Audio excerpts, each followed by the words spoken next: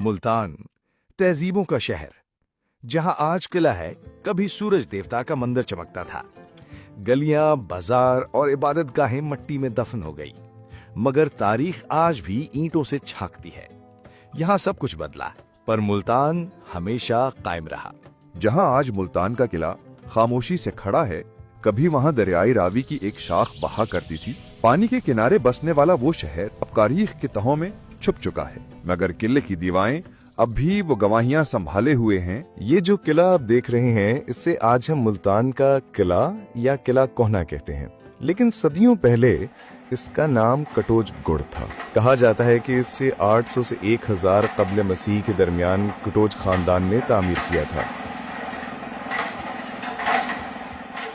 یہ قلعہ صرف اینٹوں اور پتھروں کا ڈھانچہ نہیں، یہ جنوبی ایشیا کی بہادری، دفاعی حکمت عملی اور شاندار فن تعمیر کی زندہ علامت ہے۔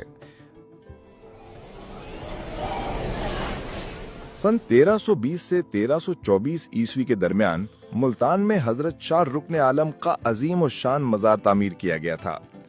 اسے ابتدا میں تغلق بادشاہ غیاث الدین تغلق نے اپنی آخری آرام گاہ کے طور پر بنوایا تھا، مگر بعد میں یہ عظیم عمارت شاہ رکن عالم کے خاندان کو تحفے میں دے دی گئی، تاکہ وہ اس مرد قلندر، اس ولی کامل کی آخری آرام گاہ بنے۔ یہ مزار آج بھی عقیدت، فن تعمیر اور تاریخ کا عظیم سنگم ہے۔ سن 1400 عیسوی میں ملتان قلعہ لنگا خاندان کے زیر حکومت تھا۔ سلطان قطب الدین لنگا اس دور کے فرمانروا تھے۔ ملتان ہندوستان اور قندھار کے درمیان ایک اہم تجارتی مرکز بن چکا تھا۔ قلعہ کہنا جو صدیوں پہلے کٹوچ خاندان نے تعمیر کیا تھا، آج بھی اپنی عظمت کی گواہی دے رہا تھا۔ سکھ سلطنت کا سورج غروب ہو رہا تھا اور ایسٹ انڈیا کمپنی کے پرچم آہستہ آہستہ قلعے کی فصیلوں پر لہرانے لگے۔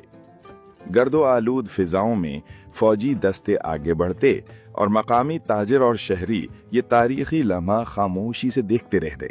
ملتان کی زمین پر ایک اور باغ مکمل ہو رہا تھا، ایک عہد رخصت ہو رہا تھا اور دوسرا جنم لے رہا تھا۔ سن 1884 میں برطانوی راج کے دور میں ملتان میں گھنٹہ گھر کی بنیاد رکھی گئی۔ یہ عمارت احمد خان سدوزئی کی حویلی کے کنڈراٹ پر تعمیر ہوئی۔ 4 برس بعد 1888 میں یہ مکمل ہوا۔ اندرونی ہال کا نام رکھا گیا رپن ہال، جبکہ گھنٹہ گھر کہنایا نارتھ بروک ٹاور۔ یہ صرف گھڑی نہیں، وقت کی گواہی ہے۔ 1947 کے بعد آزادی کی صبح کے ساتھ ملتان نے ایک نئی زندگی کی شروعات کی۔ قلعہ کوہنا قاسم باغ، جو کبھی جنگوں اور حکمرانی کا مرکز تھا، اب عوام کی خوشیوں، میلوں اور ثقافتی تقریبات کا گواہ بن گیا۔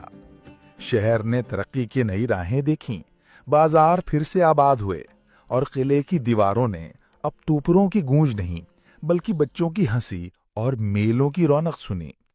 یہی ملتان ہے جو ماضی کا محافظ اور مستقبل کا راہبر ہے۔ اگر ملتان کی ہسٹری آپ کو اچھی لگی ہو تو چینل کو سبسکرائب